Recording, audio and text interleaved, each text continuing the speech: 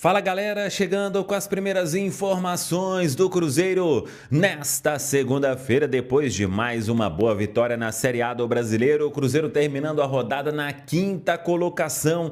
Pensamento agora é no duelo da Copa Libertadores, quarta-feira tem Mineirão lotado diante do Flamengo, tudo isso você confere a partir de agora aqui na... Faça a inscrição na sequência. Ative o sininho para não perder nenhum conteúdo.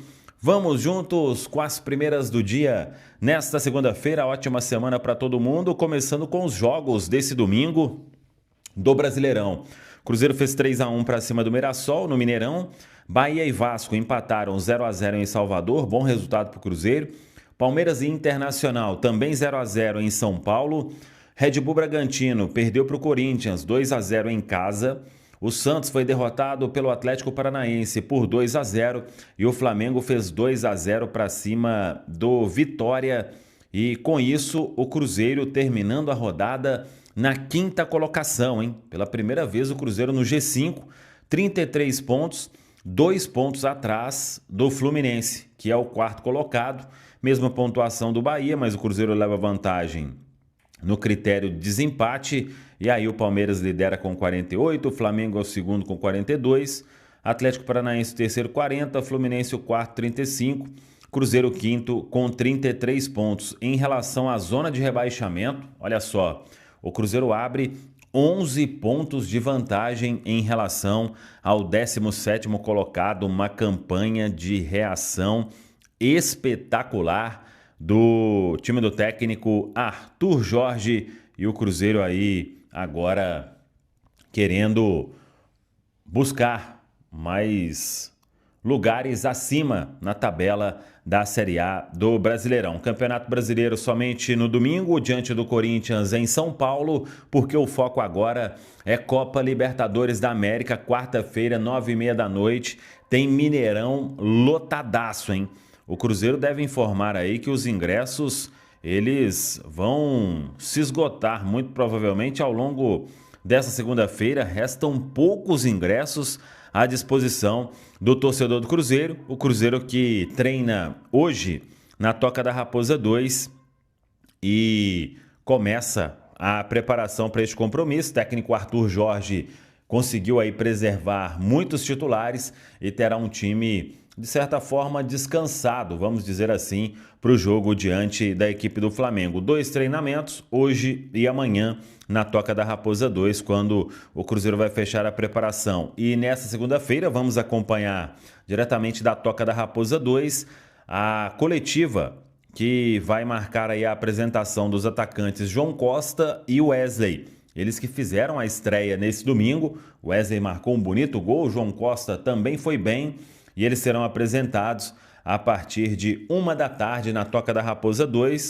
Por que notou-se uma diferença tão grande, Joaquim? E aí, obviamente que você, inteligente que sabe que eu não estou aqui querendo que você exponha nenhuma das duas partes. Mas por que houve uma diferença tão grande de metodologia e de resultado do trabalho do início do ano para o trabalho atual? É questão só de sintonia mesmo? Por que alguns jogadores se adaptam tão bem a um sistema e uma metodologia de um treinador e não de outro? Porque o Cruzeiro teve muitas dificuldades no início do ano e é inquestionável o trabalho e o período de grandes conquistas do próprio Tite, que é um cara de respeito. Quando chegou ao Cruzeiro, eu fui um dos que elogiaram. Falei, pô, o Cruzeiro pegou o nosso melhor treinador brasileiro, mas a coisa não aconteceu. E aí chega o Arthur com outras metodologias e começa a aplicar e a coisa muda tão rapidamente. Por que isso acontece assim?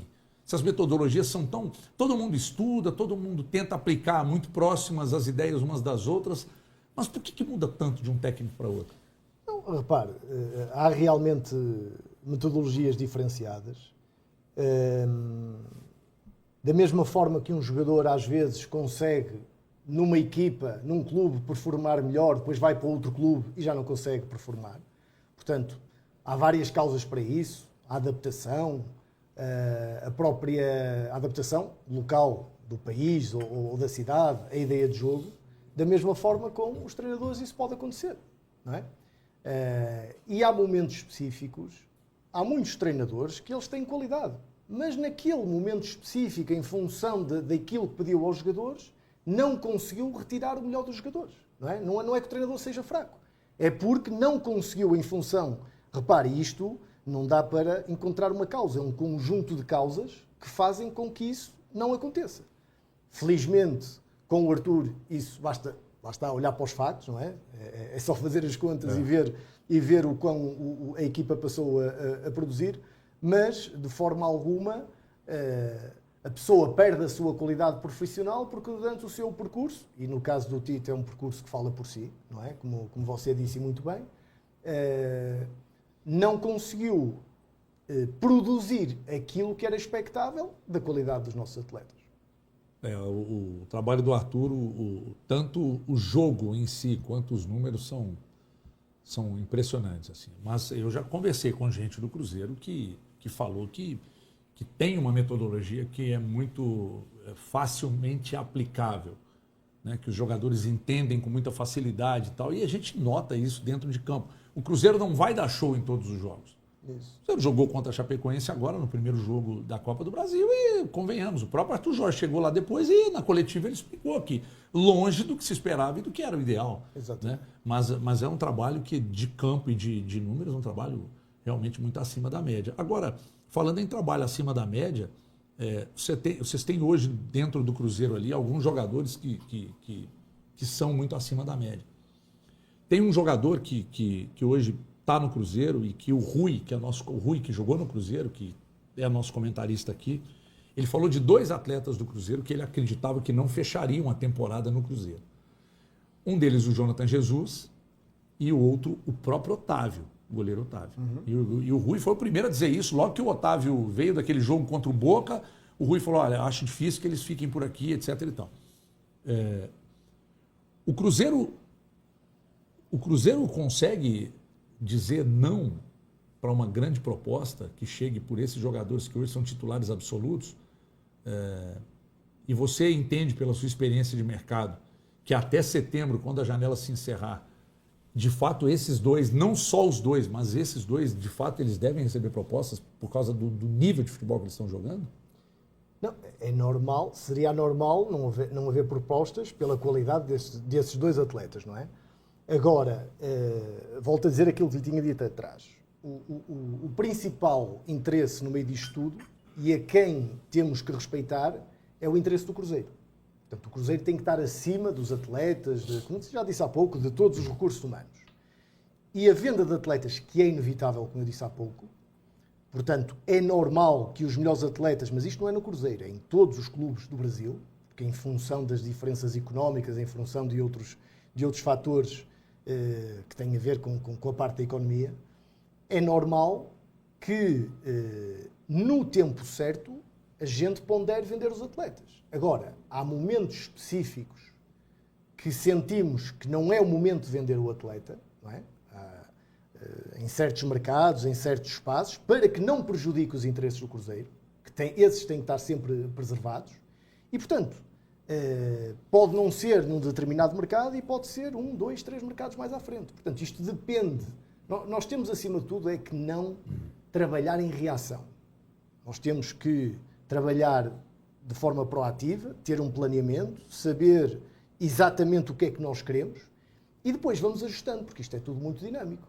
Quer dizer, se chegar aqui uma proposta de 50 milhões de euros por alguns atletas, vai ser difícil dizer que não, não é? Portanto, isto depende da circunstância em si. Agora, neste momento, a nossa intenção é não vender os atletas. Você falou de não ficar atuando só na reação, mas recentemente vocês precisaram, né? Atuar na reação, a questão do PEC do Sinisterra no intervalo de 4 dias. É verdade, essas são as imprevisibilidades. Olha, como na vida às vezes acontecem situações imprevisíveis, porque nós não temos controle de nada, quem tem o controle total é Deus. E temos que estar preparados para isso, não é? E o Cruzeiro está a mostrar que teve essa infelicidade na mesma semana, perder um atleta que tinha acabado de contratar e outro atleta que se lesiona num local que nunca tinha acontecido e ficamos sem 2 elementos muito importantes da equipe. Rapidamente, porque estamos sempre preparados, ou seja, nós, aconteceu isto, agora vamos à procura dos jogadores. Não, os jogadores estão sempre Já identificados. estavam planificados. Exatamente, estão sempre identificados para todas as posições, para qualquer momento específico. Agora, nós podemos não conseguir, isso é normal acontecer. Há pouco acabamos por desviar o assunto e eu estava-lhe a dizer que nós temos como prioridade primeiro o mercado brasileiro, depois o mercado sul-americano, por questões fáceis de entender, de adaptação, de proximidade geográfica, mas cada vez mais, e isto não é o Cruzeiro, acho que daqui a 10 anos vamos estar a falar de uma abertura total do mercado europeu para o futebol sul-americano. Portanto, é a globalização do mundo, é normal isso acontecer, ou o mercado africano, que eu acho que é um mercado que vai crescer muito, já deu indicadores claros de qualidade, e quem tem aproveitado essa qualidade são as seleções maioritariamente europeias. O que eu quero dizer é, portanto, nós temos esta sequência, temos os alvos sempre identificados, agora nem sempre é possível a gente conseguir, o mercado muitas vezes, temos que nos adaptar àquilo que é a realidade do mercado, não é?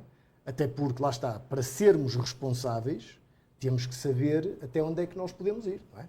E nesse sentido, pode haver num determinado mercado a intenção de contratar este e este jogador, porque nós, por exemplo, nós já sabemos quem são os jogadores, ou digamos, a previsão daquilo que vai acontecer no mercado de 2027. Portanto, é uma previsão. Depois, até lá, pode acontecer um conjunto de situações onde nós, essa tal dinâmica de mercado, rapidamente temos que nos adaptar. O importante é estarmos sempre preparados. Você já tem uma projeção dos jogadores que podem... Eu disse bem, uma projeção. Para o ano que vem? Exatamente. Exemplo Tanto para jogadores que o Cruzeiro possa se interessar ali na frente, como de jogadores do Cruzeiro que podem ser procurados? Sim. Nós sabemos, por isso é que eu lhe estava a dizer há pouco que há certos jogadores que nós sabemos que têm muito mercado e que o ideal é não saírem agora, se calhar saírem, não estou a dizer que isso vai acontecer, mas no próximo mercado ou 2 mercados mais à frente, percebe? Isto tem sempre a procura daquilo que é o melhor para o clube, o mais rentável, entre o fator desportivo e o fator financeiro. Interessante isso. É uma metodologia que você aplicou? Não. Ou que o clube já trabalhava? Isto é uma interação entre várias pessoas do clube. Portanto, mas quando você chegou ao Cruzeiro, isso já existia? Não, ou você ajudou a aplicar? Repara, existiam certos processos já definidos. Depois, na altura, tomamos a decisão de que queremos pensar, e aqui tem a ver com o Cruzeiro, neste momento, ser, portanto, de uma família que já investiu de uma forma que toda a gente sabe pelo clube. E, portanto, qual é a vantagem nisto? É nós sabermos que temos que pensar não só a curto prazo, como a médio e longo prazo. E se queremos realmente fazer algo a médio e longo prazo, que no futebol é muito difícil, como você sabe, não é? Fazer algo, um projeto a médio e longo prazo, mas mesmo assim confiamos, e é aquilo que eu digo, e às vezes partilho com alguns amigos meus, se não estiver cá eu, que esteja alguém que aproveite algum do trabalho que foi feito atrás e que dê continuidade, percebe? E, portanto, por isso é que nós temos uma estratégia definida, ok, para o presente, porque o Cruzeiro atingiu, como você disse muito bem no início desta conversa, atingiu um patamar de elite do futebol brasileiro de forma muito rápida e, portanto, temos que alimentar esse presente, mas não podemos tomar decisões só a pensar no presente e a não pensar naquilo que é o médio e longo prazo. Não é? Porque se assim for, todos os mercados vamos ter que andar aqui a gastar uma quantidade elevada de dinheiro e não é isso que nós queremos.